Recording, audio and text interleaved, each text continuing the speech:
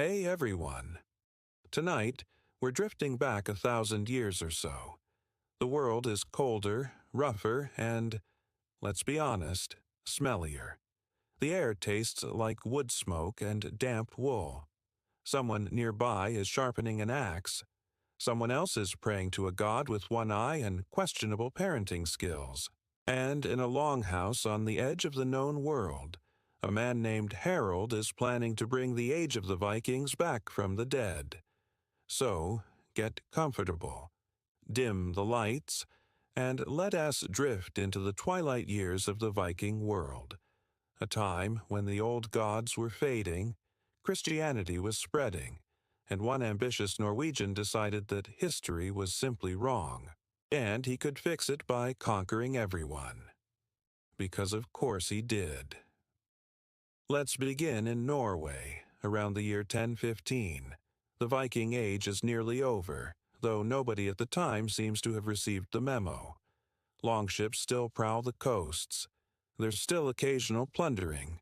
A monastery here, a small village there, but the great days of Ragnar Lothbrok and Eric Bloodaxe have become bedtime stories.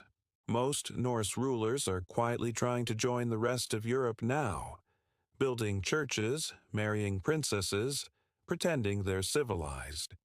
And into this changing world is born Harald Sigurdsson, the man we'll soon call Hardrada, meaning the hard ruler.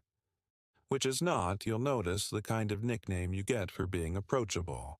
Harald was the half-brother of King Olaf II of Norway, later Saint Olaf, a man who spent most of his reign trying to Christianize his subjects by bludgeoning them into baptism. Olaf's strategy was simple. If people refused to convert, he killed them. It was efficient, if not exactly subtle. Harald was only 15 when his older brother lost his throne and was exiled. But he adored Olaf, and when Olaf decided to take his kingdom back by force, Harald insisted on coming along. You know, as any sensible teenager would.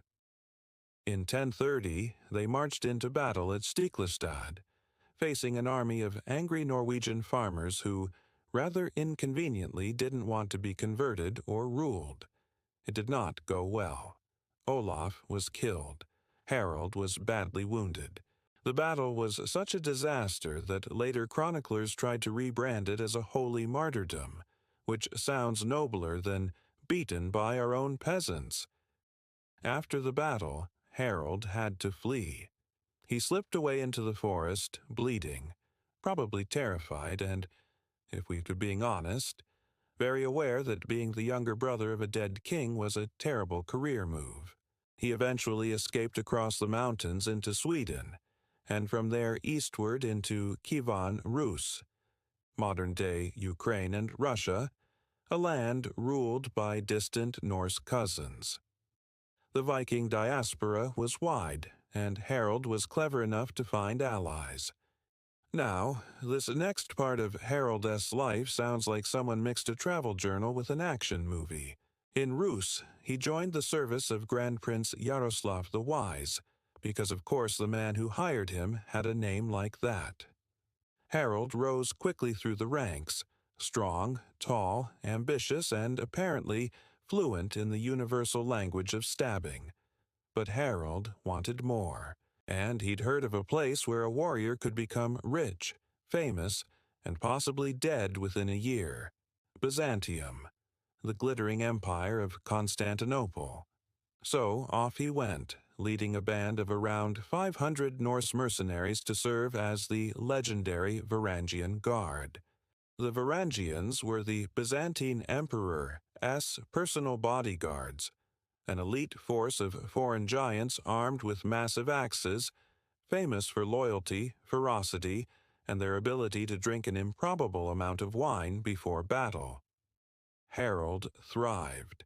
He fought pirates in the Aegean, rebels in Sicily, and enemies somewhere in North Africa because the Byzantines were always at war with someone. And while most men came home broke or broken, Harald came home loaded. He also came home angry. According to the sagas, Harald fell out with the Empress Zoe, was imprisoned, escaped, and then somehow made off with an enormous fortune, which is, frankly, a very Harald thing to do. By the time he returned north, he was in his early 30s, wealthy beyond imagination, and still harboring the modest goal of taking over Norway. When he arrived in 1035, the political scene had shifted again. His nephew Magnus the Good was now king. Harald's first instinct was naturally to invade, but Magnus was surprisingly diplomatic. He offered to share the throne, half each. It was an arrangement that might have worked, had Magnus not inconveniently died in 1047, at the ripe old age of 23. No foul play was officially recorded, but Harald did end up with the entire kingdom, so we'll just say it was fortunate timing. And so, Harald Hardrada became King of Norway, the last Viking king in a world that was increasingly done with Vikings.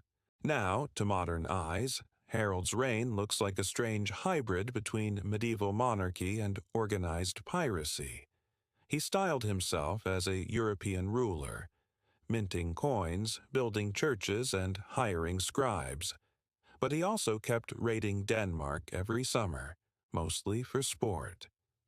Think of it as the medieval equivalent of a workaholic who keeps side-hustling because he can stop. He wanted to rule all of Scandinavia. Unfortunately, Denmark was ruled by King Svein Estridsson, who was equally stubborn and probably just as insufferable at dinner parties.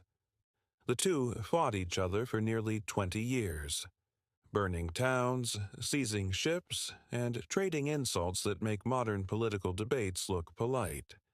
Neither ever won decisively. Eventually, Harald realized that constant war was expensive and exhausting, especially for everyone who wasn't him. So he signed a peace treaty. But Harald wasn't good at peace. It bored him, and a bored Viking king was a dangerous thing. By the 1060s, Europe had changed. Christianity had fully taken root across the north. The Norse gods, Odin, Thor, Freya, had retreated into the fog of memory. Even in Norway, churches stood where temples once were, and Harald, sitting on his hard-won throne, must have sensed that the world he was born into was fading. The Viking way, raiding, feasting, boasting, dying gloriously, was no longer the path to power. Kings now wore crowns instead of helmets, wrote laws instead of sagas, and attended mass instead of mead halls. But Harald wasn't about to fade quietly. No, he decided to do something spectacularly unreasonable. He would conquer England. England at that time was, predictably, in chaos. King Edward the Confessor was dying without an heir, which meant everyone with a distant claim to the throne started sharpening their swords and composing family trees on parchment. Among the contenders was Harold Godwinson, a powerful English noble, William, Duke of Normandy, a French-speaking descendant of Vikings, and, naturally, Harald Hardrada, who decided that if anyone should inherit England's mess, it might as well be him. His claim was creative. He argued that a previous Danish king, Harthacnut, had promised the English crown to the King of Norway, and therefore, by some chain of logic, it now belonged to Harald. It was a claim that might not hold up in court, but it held up surprisingly well if you had an army. So, in the late summer of 1066, Harald gathered his ships, around 300 of them, and set sail for England. This would be the last great Viking invasion in history. He landed in the north, near York, and quickly crushed the local forces at the Battle of Fulford. It was classic Viking warfare, fast, brutal, efficient. Harald felt triumphant. He even began negotiating the city's surrender, which is usually the moment in history when everything starts to go wrong.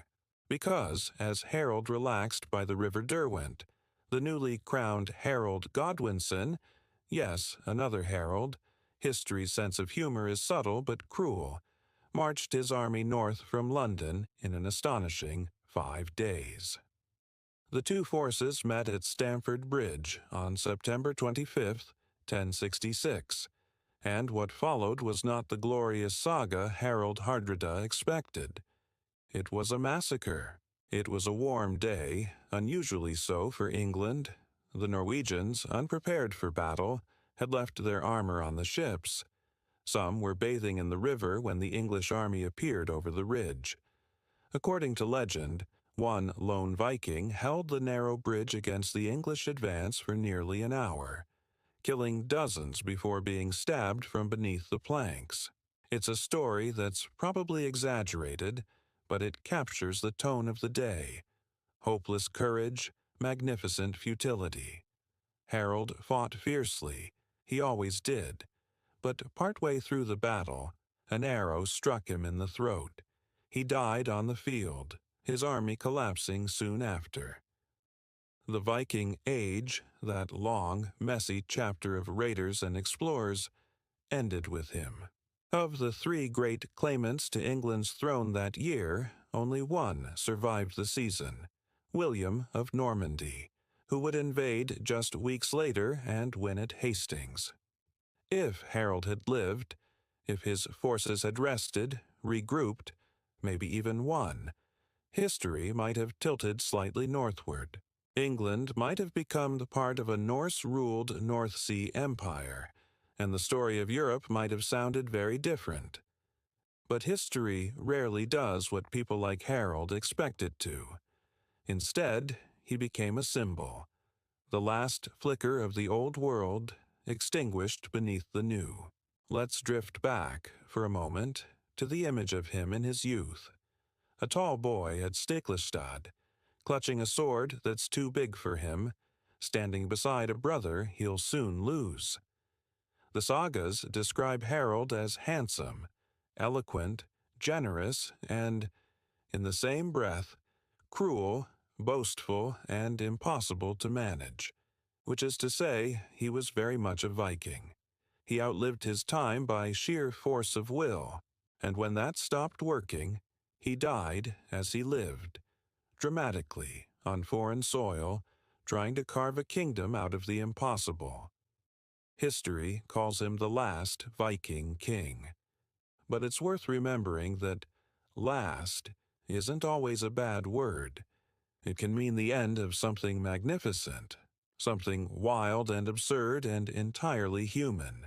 When the chroniclers wrote of Harold, they didn't just see a failed conqueror. They saw the ghost of a world that had vanished, a world of longships on misty fjords, of mead and poetry, of reckless courage and tragic pride. The kind of world that in hindsight could only ever end the way it did, with one last battle, one last roar, and then silence. And as England burned and rebuilt, as Norway settled into kings and cathedrals, Harold's name drifted into legend. Some say he was buried under a church in Norway. Others claimed he was taken home by loyal men who couldn't let go of their king. Either way, his saga closes quietly, as all sagas must. So, tonight, if you ever hear the wind moan across the sea, think of Harald Hardrada, the last Viking who refused to go quietly into history, and almost succeeded. Hey everyone, welcome back. If you're still awake, and honestly, it's perfectly fine if you are not, we are picking up where we left off.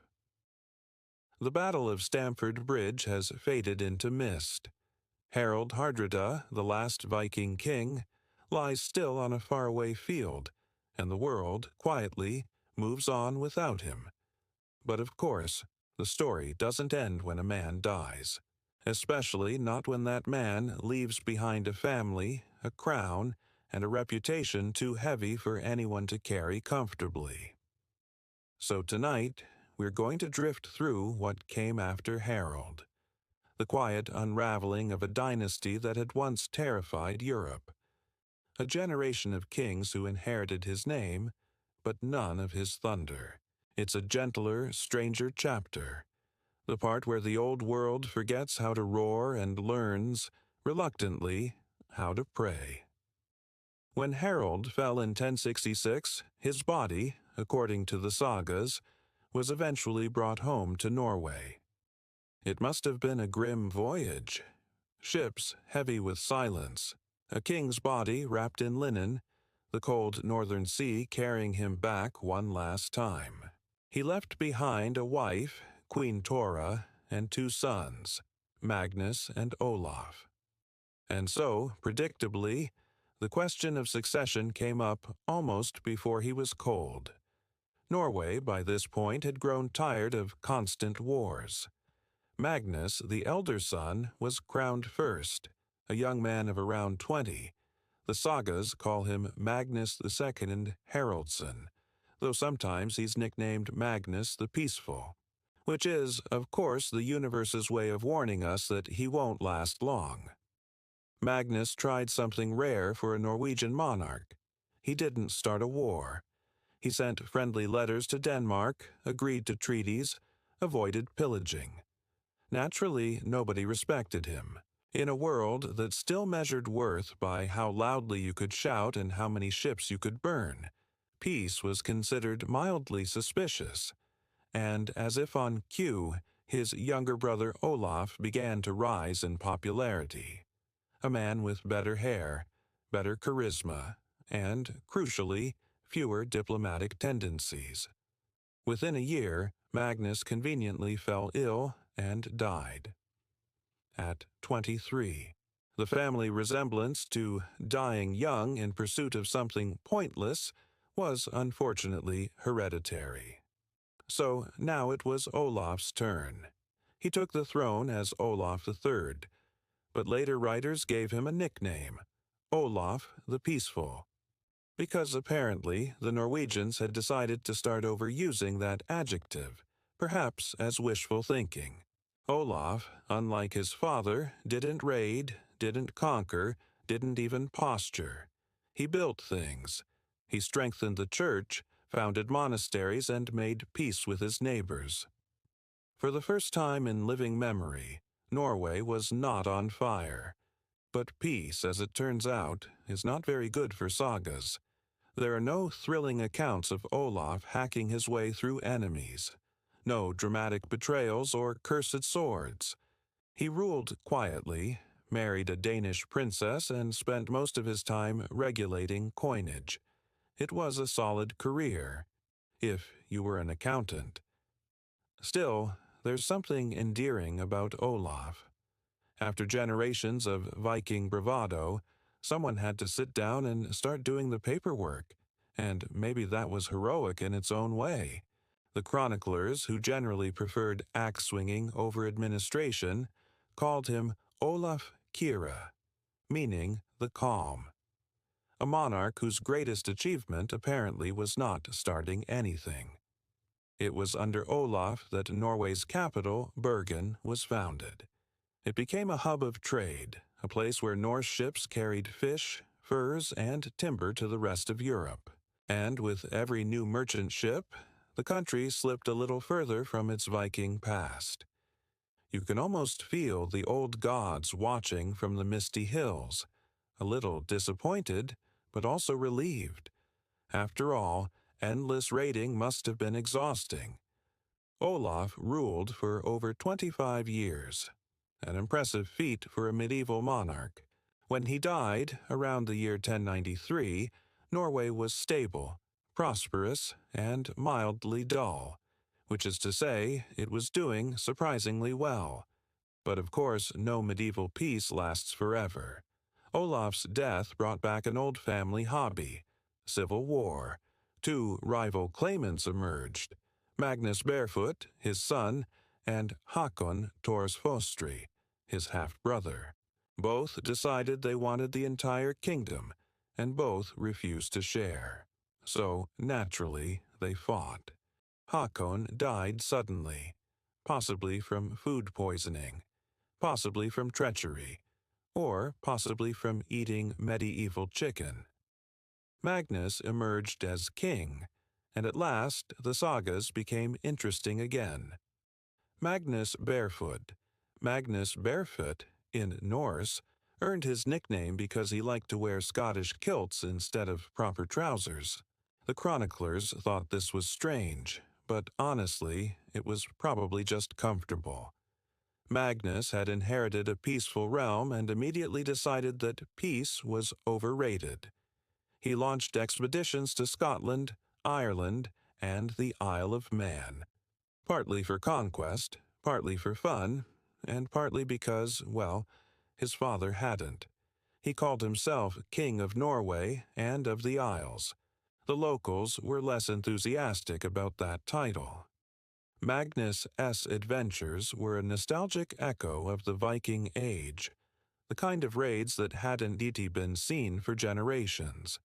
His fleet swept through the western seas, taking hostages, collecting tribute, and planting Norwegian flags where they didn't belong. He was tall, fearless, and reckless, the kind of man who probably considered strategy an insult. According to the sagas, he once ordered his men to drag their ships across a Scottish isthmus just to prove they could. It achieved nothing, but it looked impressive, which was arguably more important. His story, like most in this family, ended badly. In 1103, Magnus invaded Ireland. He struck an alliance with the King of Dublin, which lasted exactly long enough for everyone to change their minds. During a skirmish in Ulster, Magnus was ambushed and killed at age 30. His body was taken back to Norway, like his grandfathers before him, wrapped in silence and salt water.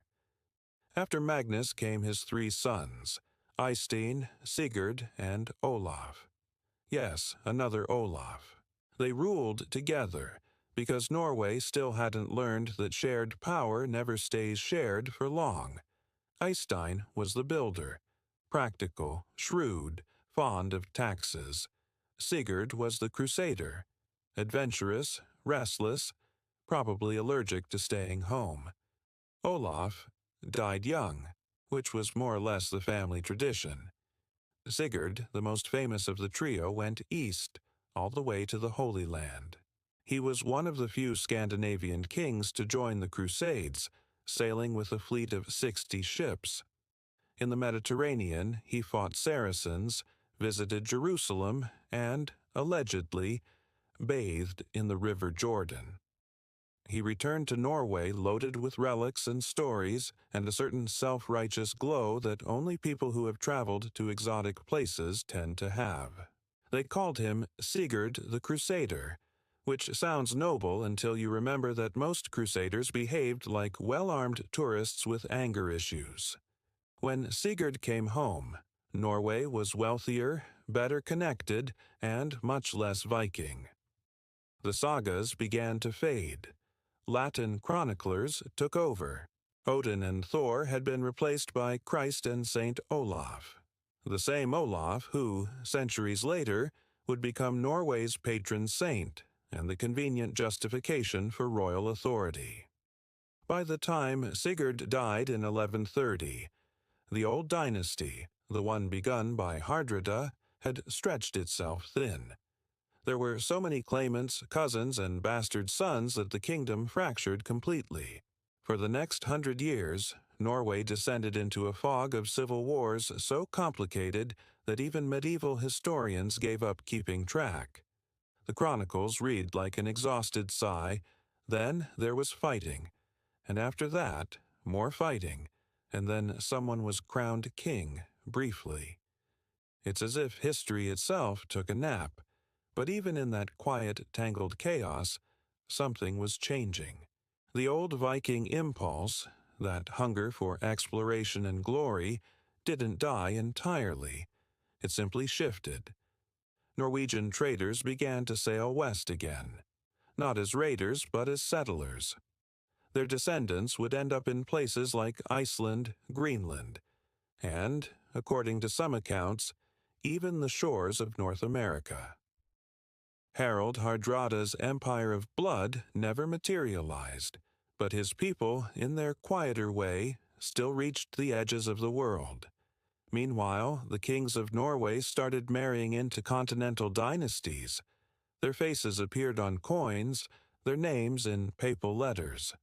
They wore robes instead of armor, and their thrones began to look suspiciously like church pews. It was progress, technically, but it is hard not to feel a twinge of sympathy for those who remembered the old days, when kings swung axes instead of signing treaties. So, by the 12th century, Norway was no longer a land of Vikings, but of monarchs, and increasingly of clerks. The court buzzed with priests and scribes. Latin hymns replaced drinking songs. Royal bloodlines became tangled not from battle, but from generations of cousins marrying cousins, because the European nobility had discovered the dangerous charm of inbreeding. But that's a story for another night. For now, we'll leave Norway drifting gently into the Middle Ages. Quieter, smaller, a little sadder. Its kings were no longer warriors, but administrators. Its gods had gone silent, their temples turned to stone churches. And somewhere, deep in the fjords, the last echoes of the Viking oars faded into history. Harald Hardrada's dream of empire had ended in one afternoon, but the world he symbolized lingered. In the language, the folklore, and that strange northern stubbornness that refuses to let go of the past. You can almost imagine the spirit of Harald, standing on some misty cliff, watching his descendants build churches instead of ships, and muttering something like, "Well, at least they're still stubborn." Hey, everyone. Tonight we're leaving the cold fjords of Norway behind. We're drifting south into candlelit palaces and damp stone halls, places where the wind smells less like seawater and more like incense and expensive perfume. Because after the Viking world faded, Europe didn't calm down. It simply replaced axes with marriage contracts. And if that sounds safer, well, it wasn't. The kings and queens of the Middle Ages discovered a strange new way to destroy themselves by marrying each other, over and over, for centuries. It began innocently enough, alliances, dowries, the usual political matchmaking. But as the generations passed, the family tree of Europe began to look less like a tree and more like a wreath, looping endlessly back into itself, and the results were not great. Let's drift first to Spain, around the 1500s. The Spanish Habsburgs, one of Europe's most powerful dynasties, ruled half the known world.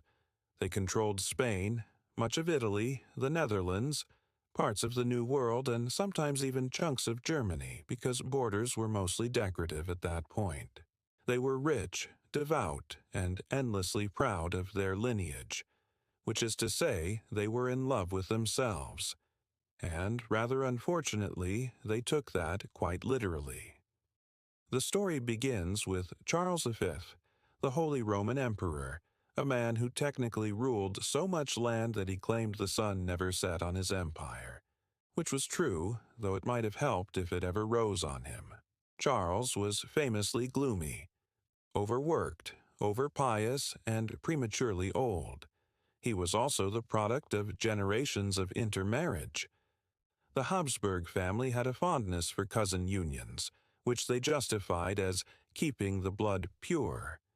In practice, it mostly kept it confused. By Charles's time, the genetic pool had become more of a puddle.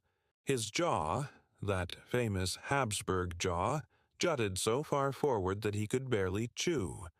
Chroniclers note that he had difficulty speaking, which, given his schedule of diplomacy, must have been inconvenient.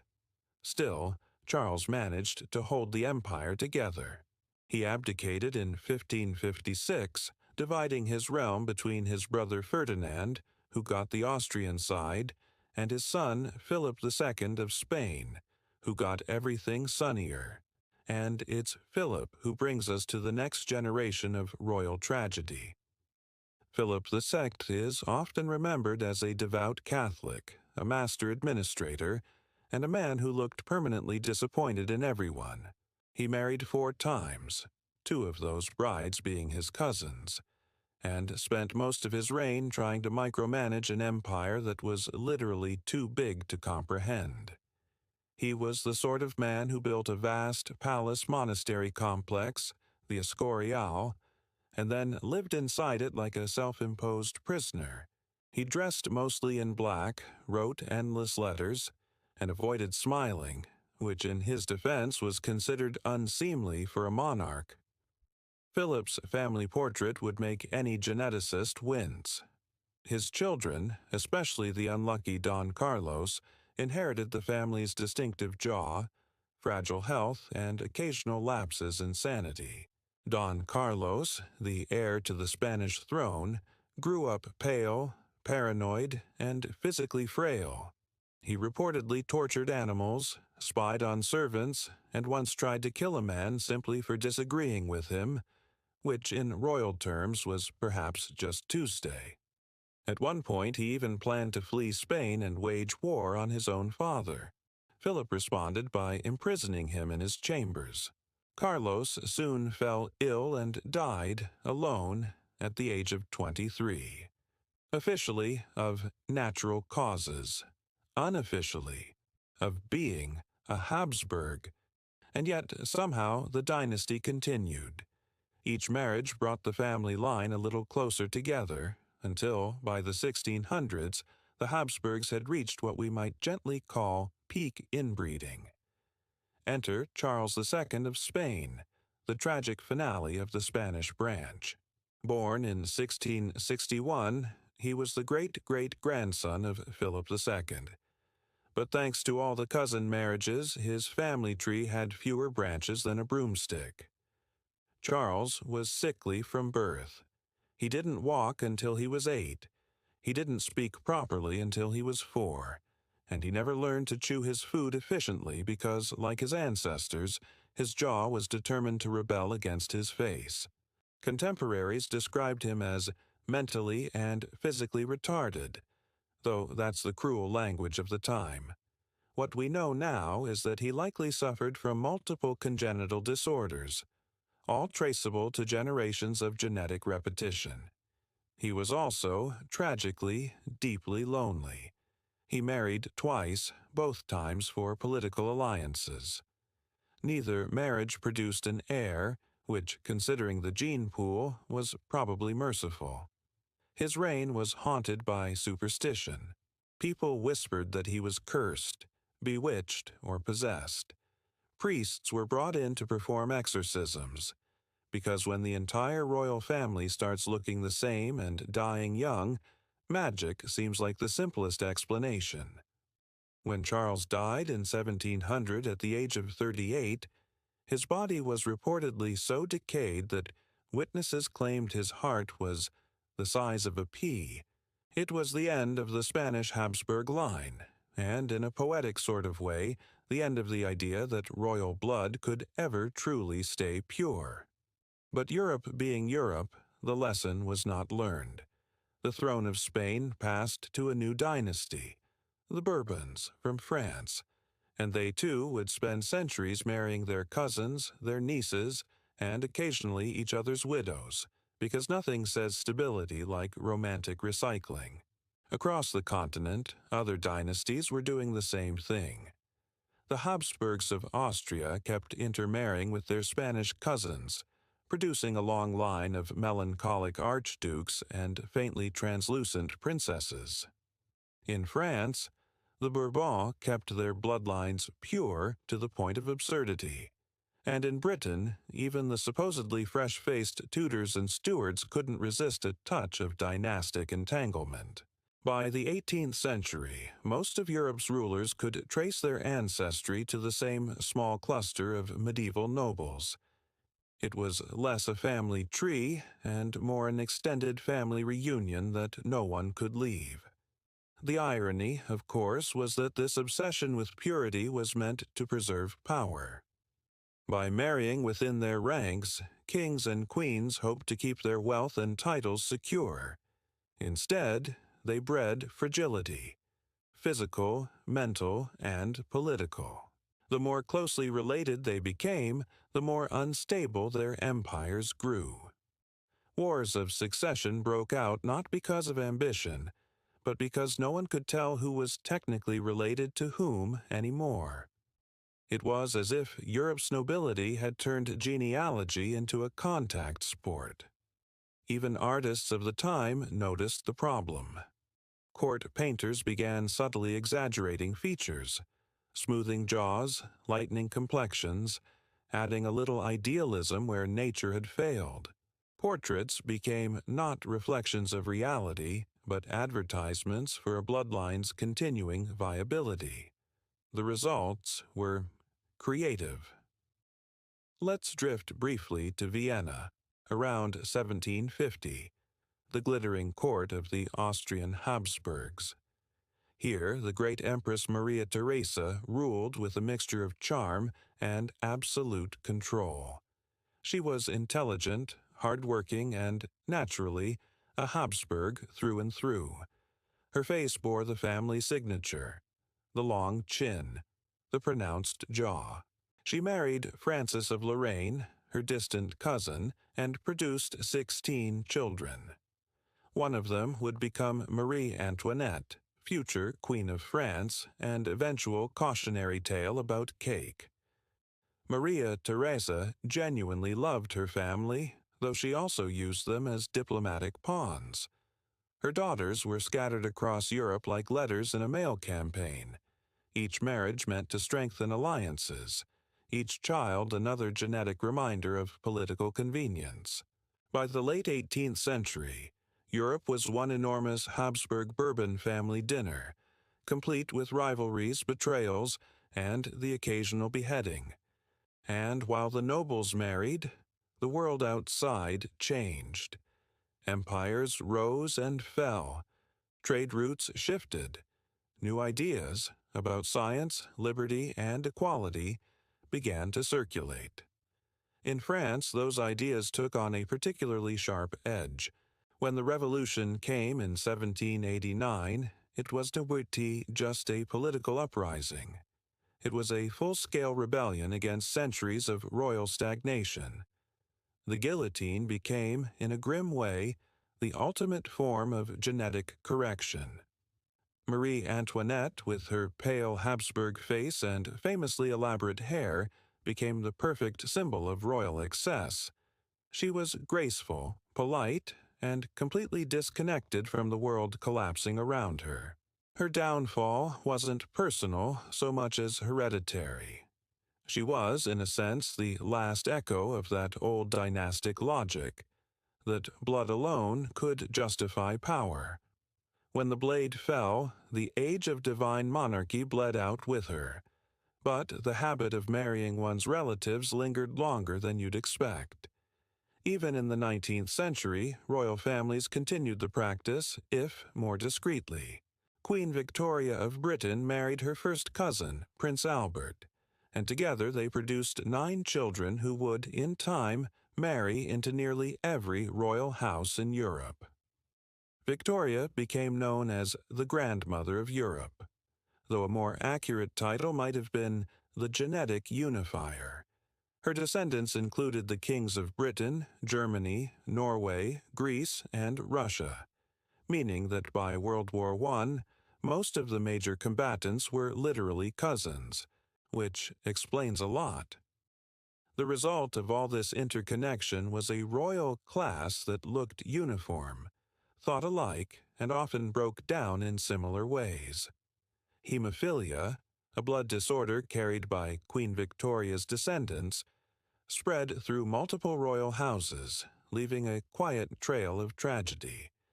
It's a soft, cruel irony. The very people who called their blood blue discovered that it was, in fact, dangerously thin. By the 20th century, the romance of royal inbreeding had faded into embarrassment. Science had caught up. Genetics had names for things the Habsburgs had only experienced. And the old courts, once filled with proud, delicate dynasties, had given way to parliaments, presidents, and a world that found cousin marriage somewhat less charming. The modern monarchies that remain, Britain, Norway, Spain, and a few others, are, at least in theory, much more genetically diverse. The age of pure bloodlines ended not with a war, but with a quiet shrug of practicality. Because in the end, even kings learned that it's better to marry for sanity than for sovereignty. So tonight, as we close this chapter, let's drift back for a moment through the centuries. Past the candlelight of Versailles, past the cold stones of the Escorial, past the wind-swept cliffs of Norway. Royal faces blur together, pale and solemn.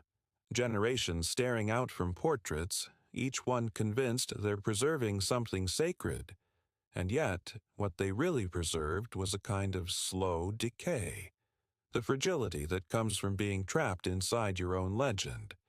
There's something oddly human about it. All the crowns, the marriages, the ceremonies, just elaborate ways of pretending that time and nature could be controlled. But of course, they couldn't. And perhaps that's why their stories still whisper us to sleep. Because beneath the gold and marble, all those kings and queens were just people, fragile, anxious, and afraid to let go of the past. Hey, everyone. Tonight we're drifting farther east, beyond the Alps, past the Italian shores, across the ancient blue of the Aegean Sea. We're floating toward a city that once called itself the center of the world. Constantinople. A city of gold domes and incense, marble palaces, and whispered conspiracies. For 1,000 years, it stood at the crossroads of continents.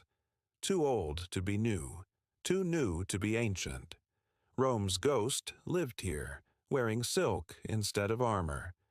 And inside its glittering walls, the emperors of Byzantium ruled with all the confidence of men who believed they were God's chosen managers of the universe. It did not go well. You see, the Byzantine Empire was not like the kingdoms of the West, where the kings of France and England squabbled over fields and marriage contracts. The emperors of Byzantium fought over theology and curtains. Literally, curtains, in one memorable dispute over whether church draperies should depict Christ's full body or just his face. They took their religion seriously, perhaps too seriously. At times, the Byzantine court resembled less a royal household and more a particularly well-dressed argument. And presiding over it all was an emperor who, in theory, ruled by divine right, but in practice could be blinded, deposed, or replaced by his mother at any moment. It was a delicate balance. Rule absolutely but never confidently. The Byzantines had a strange obsession with purple. It wasn't just a color. It was a birthright. Only the emperor's children, born within a special chamber of the palace lined with purple porphyry stone, could claim the title Porphyrogenitos, meaning born in the purple. It sounded majestic, but it was mostly a way of saying, yes, I was born indoors. And it mattered. If you were born in the purple, you were legitimate. If not, you were a usurper, no matter how many battles you won. This obsession with lineage would lead to centuries of palace coups, betrayals, and what can only be described as high-fashion backstabbing. Let's drift gently into the 10th century. The empire was ruled by Constantine VII, the most famous of the purple-born. He had, quite literally, grown up in the palace, waiting for the chance to actually be emperor. It took him more than 40 years. You see, Constantine's father had died when he was a child. His mother, Zoe, had married her lover, Romanos, who promptly made himself co-emperor. Then his sons made themselves co-emperors too. By the time Constantine finally got to rule, the throne had been occupied by so many relatives that it resembled a family couch no one wanted to give up. Constantine was not a warrior. He preferred writing manuals, long, detailed guides about how to be emperor, run the army, and conduct diplomacy. The tone is somewhere between slightly bossy uncle and Wikipedia article with delusions of grandeur. He was meticulous, devout, and utterly convinced that the empire could survive if everyone just followed the instructions. They didn't. Still, he left behind something beautiful, a written portrait of an empire that still believed itself eternal. When he died, the empire sighed, briefly stable, before immediately falling back into chaos. Let's float forward a few reigns, to Basil Thekun, known as the Bulgar Slayer. A cheerful nickname, though the man himself was anything but. Basil ruled for nearly 50 years, from 976 to 1025, and spent most of it fighting wars. He was hard, severe, and famously single, a rare emperor who preferred the company of soldiers to courtiers. In an empire built on intrigue, Basil somehow managed to terrify everyone into silence. He crushed rebellions, defeated enemies, and restored the empire's borders to their ancient glory. When he died, Byzantium was wealthy, strong, and respected, a rare alignment of events that should have guaranteed peace. Instead, his successors immediately undid everything, because, of course, they did. The next century brought a slow decline wrapped in luxury. Emperors still wore jewel-encrusted crowns and ate off gold plates, but the treasury was empty, the army neglected, and the bureaucracy so complex that even God would have needed a secretary. The court filled with eunuchs, men surgically disqualified from ambition, which made them safe to trust with power.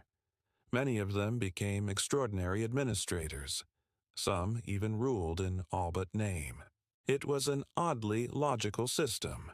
Remove the risk of dynastic greed, keep the competence.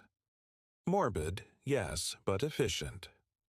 One eunuch, Basil Lekapenos, rose from slave to the empire's de facto ruler. He served 3 emperors in a row, all of whom he outlived, which in Byzantium was practically a superpower. He built palaces, plotted alliances, and ran the empire like a slightly irritated accountant. When he was finally exiled for corruption, people were almost relieved. Not because he was guilty, everyone was guilty, but because his existence made the emperors look redundant. Byzantium, for all its splendor, had a certain rot beneath the marble. Its rulers rarely died peacefully. They were deposed, blinded, exiled, or, if lucky, forced into monasteries. And the blinding was important. Blinding wasn't just cruelty, it was politics. A blind man couldn't rule, or so they believed, because imperial majesty required vision. The act was symbolic, efficient, and terribly common. One unfortunate emperor, Romanos IV Diogenes, learned this the hard way after losing a war to the Turks in 1071. Captured, ransomed, and betrayed, he was seized by rivals who had his eyes gouged out. He then retired, if that's the right word, to a monastery, where he died quietly, possibly relieved. For most of its history, Byzantium survived not through strength, but through continuity. One ruler fell, another rose, often from within the same web of cousins, nephews, and palace officials. The empire didn't so much live as linger, shimmering faintly like the glow of a candle refusing to go out. The Byzantines liked to imagine they were different from everyone else, more sophisticated than the barbarian West, more civilized than the Islamic East. They were, after all, the last heirs of Rome. But behind the gold mosaics and solemn processions, the empire's politics were as petty as any medieval court, emperors quarreled over who got to sit closest to the relics of saints. Dowager empresses plotted from behind silk screens. Monks denounced each other for heresy so minor it could fit on the edge of a coin. And yet, there's something strangely peaceful about it all. A slow-motion collapse, dignified, almost graceful, as though Byzantium had learned how to fall without breaking. Now let us drift to one of the empire's strangest rulers, Michael IV the Paphlagonian. He began life as a humble money changer. He was handsome, charming, and, naturally, involved with someone else's wife. That wife happened to be Empress Zoe, one of the most fascinating women in Byzantine history. Zoe was born into the purple, the daughter of an emperor, and she had opinions about how many times she should marry. Specifically, 3.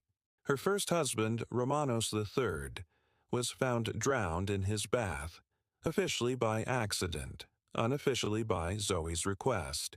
She then married Michael IV, her handsome money changer. He became emperor, promptly developed epilepsy, and left Zoe to run the palace while he had seizures and visions of guilt. When he died, Zoe simply found another Michael V, her adopted son. He lasted all of 1 year before exiling her, prompting a massive riot that saw him dragged from a monastery and blinded by the mob. It was a chaotic, operatic cycle. Love, intrigue, blinding, repeat, and somehow, through it all, the empire continued. The last truly great dynasty was the Komnenoi, beginning with Alexios III Komnenos in 1081. He was clever, ambitious, and skilled at pretending everything was under control.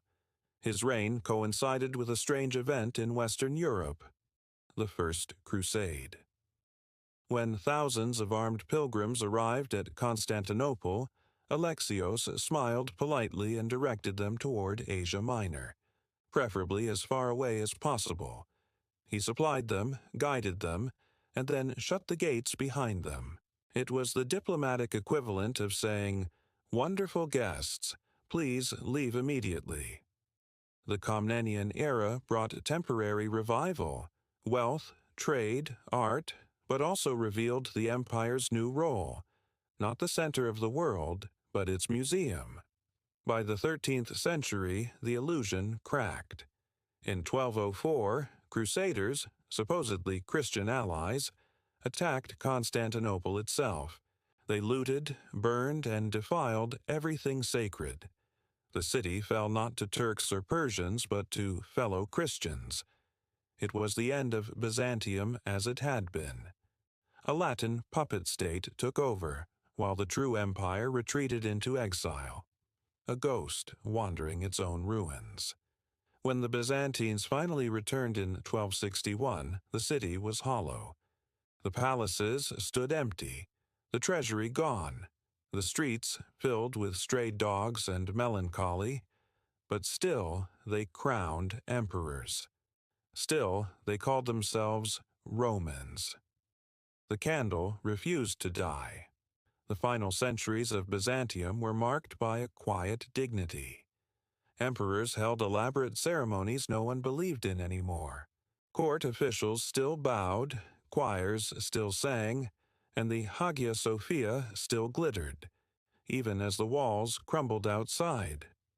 In 1453, when the Ottoman armies finally surrounded the city, the last emperor, Constantine XV Palaiologos, put on his armor and prepared to die. No one knows exactly how he fell. Some say he charged into the breach, others that he vanished, his body never found. The legend says he will return one day when the empire is reborn. It's a comforting myth, the kind empires tell themselves when the lights go out. And so the Byzantine world ended much as it lived, beautifully, absurdly, slowly. It wasn't conquered so much as it faded, like an ancient mosaic worn smooth by centuries of footsteps. Its emperors may have been petty, paranoid, or blind, but they built a civilization that, in its quiet persistence, outlasted nearly all its enemies. Even in ruin, Constantinople remained what it always was, a mirror of human vanity and endurance, a place where people believed that ritual could hold back time, and for a while it almost did. So, as we let the candlelight of Byzantium flicker and dim, remember, the empire didn't truly die in 1453. It just slipped into memory, whispering in marble halls and in the pages of history, where it still glows faintly. The lesson, if there is one, is gentle. Even the most sacred empires crumble. Even the purple fades. But the stories, they linger. Hey, everyone. Tonight, we're leaving marble Constantinople behind. The gold has dimmed, the choirs have faded, and the world has shifted west, into mist, rain, and drafty castles where the tapestries never quite keep the cold out. We're drifting now into Britain, land of polite instability. Here, the kings were not blinded or exiled in the Byzantine fashion. No, they simply went mad, and everyone else tried very hard not to mention it, because in Britain, tradition is everything, even nervous breakdowns. The story of British madness begins early, with the gentle, tragic figure of King Henry VI. He was born in 1421, heir to both the English and French thrones, which sounds impressive until you realize he couldn't manage either.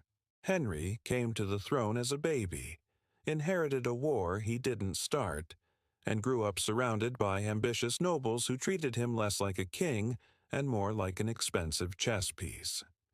He was mild-mannered, pious, and deeply unsuited to a world of swords and suspicion. He liked prayer, peace, and possibly long walks, though no one wrote that part down. While his ancestors had conquered France, Henry preferred founding colleges. He established both Eton and King's College, Cambridge, which is a fine legacy, just not the kind that wins battles. By his mid-30s, the pressure cracked him. In 1453, the same year Byzantium finally fell, Henry simply stopped responding. For more than a year, he sat silent, unmoving, unable to speak or recognize anyone. A royal statue, softly breathing. His queen, Margaret of Anjou, ruled in his place, and the nobility, sensing weakness, began what would become the Wars of the Roses, a dynastic civil war fought almost entirely by people with interchangeable names. When Henry finally recovered, he was horrified to discover that half his kingdom had decided he shouldn't have it anymore. He was imprisoned, restored, re-imprisoned, and finally murdered. Though, as usual, the official report blamed melancholy. His reign was a study in gentle disaster, a good man crushed beneath the machinery of kingship, and perhaps, in his quiet way, the first warning that royalty and sanity rarely coexist for long. Let's drift forward a little, into the age of Shakespeare, velvet sleeves, and selective amnesia. Because by the 1500s, England had decided that madness could be stylish as long as you hid it behind poetry. The Tudors, in theory, brought stability. In practice, they brought melodrama. Henry VIII, of course, is remembered for his 6 wives, 2 beheadings, and a general air of theatrical fatigue. He wasn't insane, not officially, but he was certainly unwell. Years of injury, infection, and syphilis left him swollen, paranoid, and given to shouting at furniture. He believed himself a new David, a second Solomon, and occasionally God's personal editor. When the Pope disagreed, Henry calmly invented an entirely new religion, as one does. His daughter, Mary the Fern, inherited his fervor but not his charm. Her attempt to restore Catholicism by burning Protestants earned her the nickname Bloody Mary, which has since been redeemed by cocktails. Then came Elizabeth I, brilliant, wry, and chronically lonely, the sort of woman who could compose a sonnet while executing a cousin. If she was mad, it was the socially acceptable kind, high-functioning, poetic, and gilded with self-control. The Tudors understood that appearance mattered more than reality. As long as you smiled in portraits and spoke Latin, no one would notice the nervous breakdowns. But after Elizabeth died childless, the throne passed to the Stuarts, a family whose approach to sanity was more experimental. The first, James Le Corsac, was an intellectual with a fear of witches, a passion for writing, and a habit of slobbering during speeches. He spent much of his reign commissioning Bible translations and worrying that women were trying to hex him. His paranoia was at least productive. The King James Bible remains one of the most enduring works of English prose. His son, Charles III, took things further. He believed kings were appointed by God and that Parliament was merely decorative. Unfortunately, Parliament disagreed. Charles's conviction, both theological and literal, led to civil war and eventually his execution. He died gracefully, head held high, proving once again that the British are very good at dying with dignity, if not living with practicality. When the monarchy returned under Charles II, it brought with it a new kind of madness, elegant, charming, and faintly irresponsible. Charles filled his court with poets, mistresses, and small dogs. He laughed, danced, and never forgot that his father had been beheaded for taking life too seriously. His brother, James II, was less fun. Deeply devout and slightly tone-deaf to politics, he tried to convert England back to Catholicism, which went over about as well as a sermon at a pub. He fled the country, replaced by his daughter Mary and her Dutch husband William of Orange, who reigned jointly though not necessarily affectionately. It was a peaceful transition, if one ignores the occasional massacre. But the cracks in the royal mind had not healed. They had merely become more discreet. Now, let's drift softly into the Georgian age. Powdered wigs, candlelight, and the soft scratching of quills. Here we meet the most famous of Britain's unwell monarchs, King George III. He began his reign in 1760, earnest, kind, and keen to be a good king. He married young, loved his wife faithfully, and took a genuine interest in agriculture, earning the affectionate nickname Farmer George. But the crown is a heavy thing, and over the years the strain began to show. He suffered from bouts of mania, long, rambling speeches, sudden fits of energy, and what his doctors called derangement. During one episode, he talked for hours without pause, his words tumbling faster than sense could follow. At another time, he reportedly shook hands with a tree, convinced it was the King of Prussia. It is easy to laugh. The image is absurd. But his letters reveal a deep confusion and pain. He knew, at least sometimes, that he was unwell. Modern historians suspect a genetic illness, perhaps porphyria, though the diagnosis remains uncertain. Whatever the cause, the result was heartbreaking. His eldest son, the future George III, became regent, spending most of his time on drink, fashion, and self-pity. The father wandered the halls, muttering prayers and fragments of conversation, while the son redecorated the palace in questionable taste. When George III finally died in 1820, after years of blindness and madness, he was buried quietly, almost mercifully. The kingdom mourned him as both a man and a warning. His son, George IV, inherited both the throne and the family instability. He was vain, charming, and deeply miserable. His days were spent choosing waistcoats, his nights drowning in brandy. He once spent a small fortune redecorating his seaside palace to look like an Indian fantasy, domes, minarets, and gilded dragons, because reality no longer pleased him. By the end, he was bloated, isolated, and despised by nearly everyone, including himself. Yet, portraits of the time show him resplendent.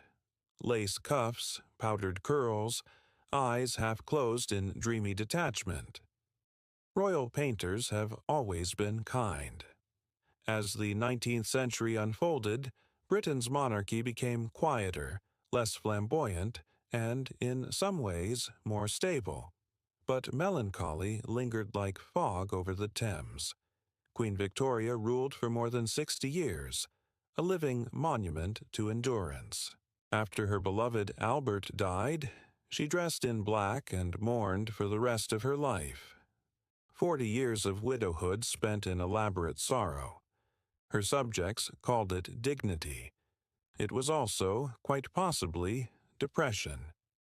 She avoided public life, retreated into ritual, and communicated through letters rather than conversation.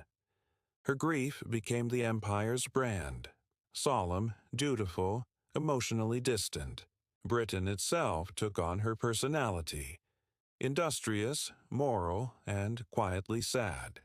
And yet, for all their eccentricities and collapses, the British monarchs somehow endured. No guillotines, no exiles, just a gradual evolution from rulers to relics. By the 20th century, madness had been replaced by decorum. Kings no longer raved, they gave radio speeches. The palace, once a stage for tragedy, became a museum of self-control. But the ghosts remain, in diaries, letters, and portraits where eyes never quite meet the viewer's gaze. You can almost sense it. The exhaustion, the isolation, the strange fragility of people raised to believe they were chosen by heaven, only to find themselves painfully human. Royal madness, in the end, wasn't really madness at all. It was loneliness with better furniture. Each monarch inherited not just a crown, but the weight of expectation, to embody stability, piety, grace. A weight that crushed the quiet ones, inflated the vain, and haunted the thoughtful. Perhaps that's why we still find them fascinating.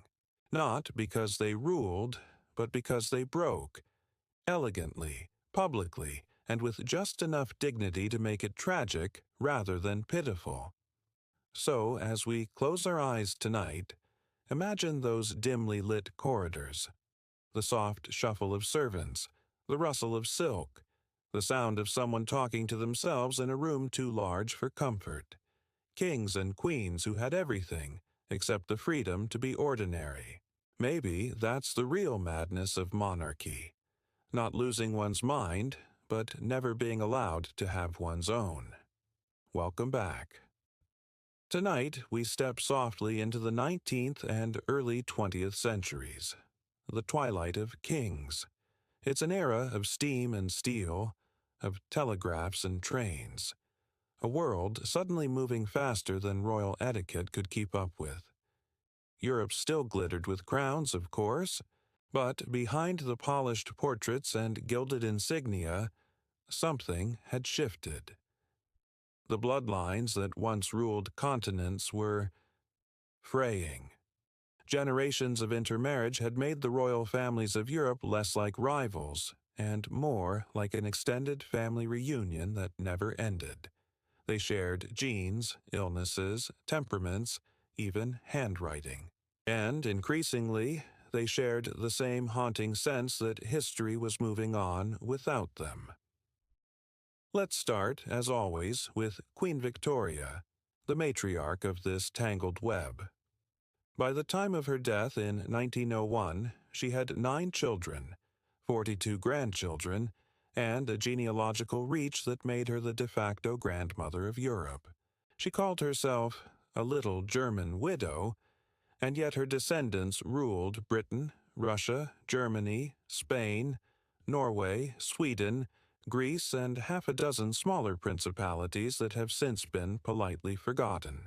Her blood ran everywhere, which would have been poetic if it hadn't also carried hemophilia, a deadly genetic disorder that left male heirs bleeding uncontrollably from the smallest wounds. It was called the royal disease. Quietly, tragically, it crept through the courts of Europe. Victoria's son, Leopold, died from it. Her great-grandson in Russia, Alexei Romanov, suffered the same fate.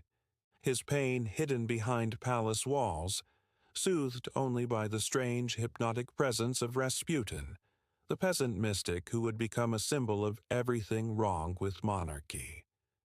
Because by then the world was beginning to notice that royal blood wasn't sacred, just fragile. Meanwhile, Victoria's eldest grandson, Kaiser Wilhelm II of Germany, inherited the other side of the family curse, not illness, but insecurity. He was born with a withered arm, which he spent his life overcompensating for, with uniforms, mustaches, and an obsession with proving himself. He adored his grandmother Victoria and despised his English relatives for never taking him seriously. That resentment festered into something larger: nationalism, arrogance, and the kind of theatrical ambition that tends to end badly. By 1914, the crowned heads of Europe were all related, cousins, uncles, in-laws, yet they stumbled into the most catastrophic war in history. Family dinners had become battlefields. The First World War was, in a sense, a royal civil war, fought by monarchies that couldn't keep their tempers or their empires. And when the guns fell silent, most of them were gone. Germany's Kaiser fled into exile. Austria, Hungary's emperor, abdicated and died in poverty. Russia's Tsar and his family were executed in a basement. Only a few monarchies survived, smaller, quieter, humbled. The age of absolute rule had ended not with a bang, but with bureaucratic paperwork. The British monarchy, somehow, endured. Barely.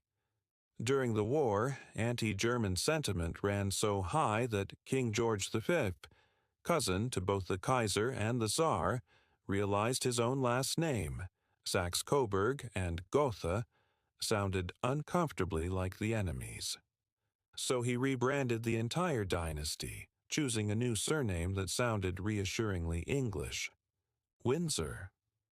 It was, perhaps, history's first successful act of royal PR, a rebranding so effective that the name Windsor still evokes polite nostalgia rather than continental scandal. George V played the role well: dutiful, reserved, and domestically dull. He hunted birds, collected stamps, and disapproved of nearly everything. In a way, he saved the monarchy by making it boring, because in the 20th century, that was the new ideal: a monarch who did nothing spectacularly wrong. His son, Edward VIII, immediately tested that rule. Edward was handsome, modern, and utterly unsuited for duty. He fell in love with an American divorcee, Wallis Simpson, and decided that love was more important than the Church of England's approval. It wasn't, apparently. In 1936, he abdicated, the first British monarch to voluntarily give up the throne, declaring he couldn't continue without the woman I love. It sounded romantic. It was also catastrophic. He left behind a constitutional crisis, a nervous government, and a public split between admiration and embarrassment. The monarchy teetered. Then, like a quiet replacement stepping on stage after a disastrous act, came George VI, Edward's shy, stammering younger brother.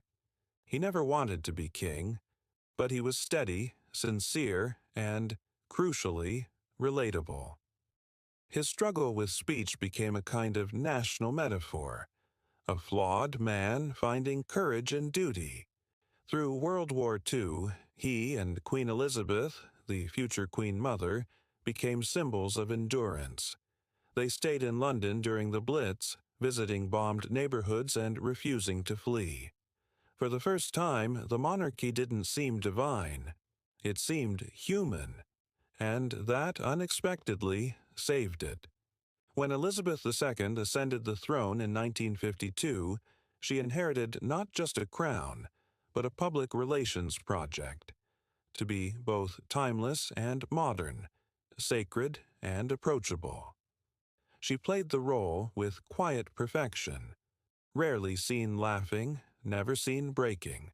Through decolonization, scandals, and the slow unraveling of empire, she remained the one constant in a country that no longer believed in constants.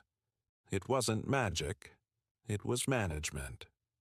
Her reign was built on carefully curated distance, just enough mystery to seem regal, just enough normality to seem human. She wasn't a ruler anymore, not really. She was an emblem, the living logo of continuity. And perhaps that's the final evolution of monarchy, from power to performance, from divine right to televised ritual. But the ghosts of royal blood still linger. You can see them in the tabloids, the fascination with breakdowns, divorces, and quiet tragedies.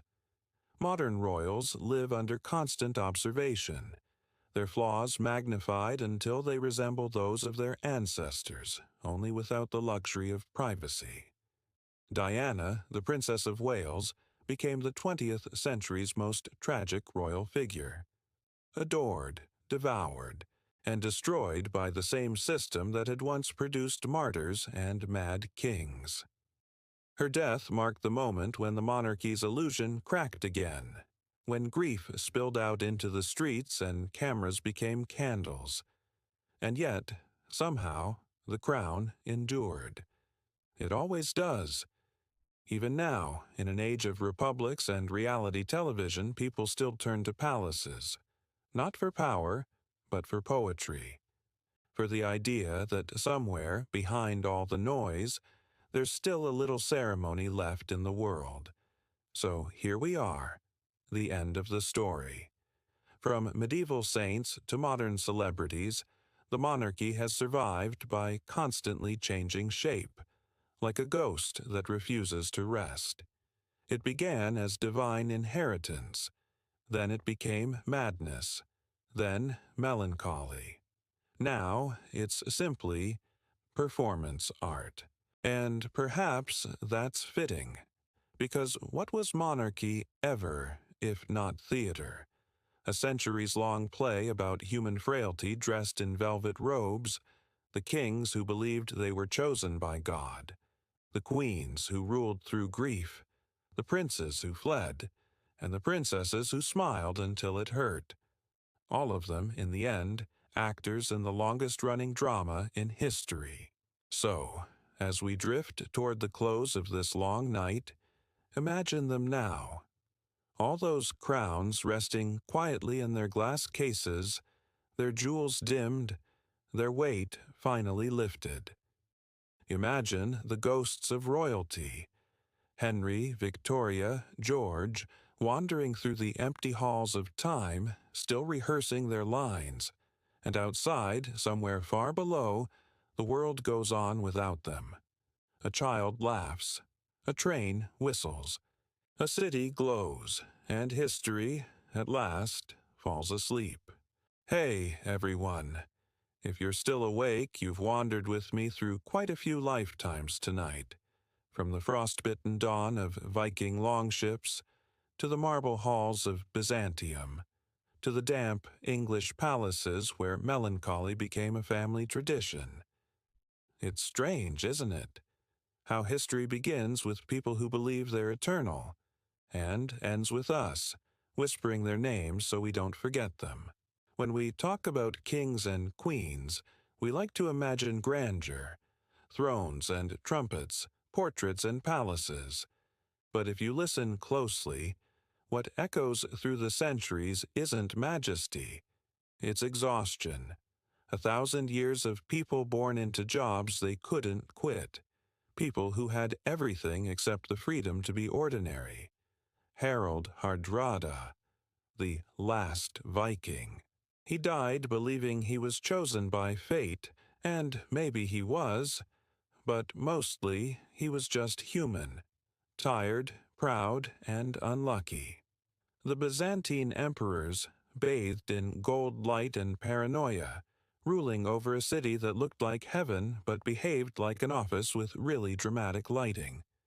The mad kings of Britain, Henry, George, and the others, each a small, trembling reflection of the human brain under too much pressure and too little sunlight. They lived in palaces, but they weren't free. They inherited worlds they didn't build, fought wars they didn't start, and carried bloodlines that had begun to fold in on themselves like tired paper. And then there were the ones who tried to modernize. Victoria, Wilhelm, Nicholas, the industrial age royals who dressed up their dysfunctions in steel and ceremony. Their downfall wasn't cruelty or weakness. It was timing. History simply outgrew them. The 20th century didn't want gods anymore. It wanted movie stars. So monarchy adapted, turning from divine theater into televised decorum. A quieter sort of royalty, still polished, but less terrifying. You can almost hear the difference if you close your eyes. In one era, the clang of armor, the chanting of monks, the crack of swords and frost.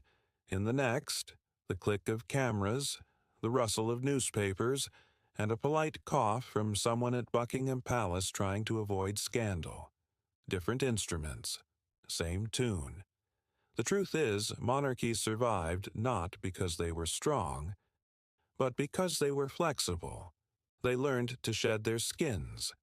Each century they grew a little more symbolic, a little less relevant, until, at last, they were mostly pageantry, a comforting illusion that someone, somewhere, still knew what they were doing.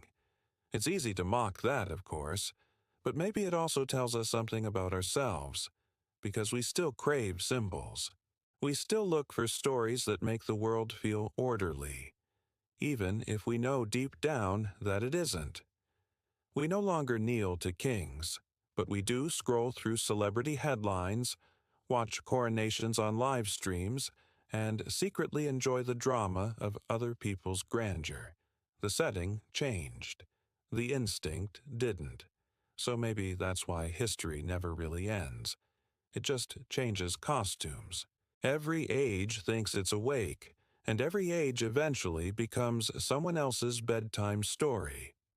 Maybe one day, centuries from now, someone will whisper about us, our strange gadgets, our odd rituals, our own quiet absurdities, and they'll smile softly, the way we do, because it's easier to find peace in other people's mistakes than in our own.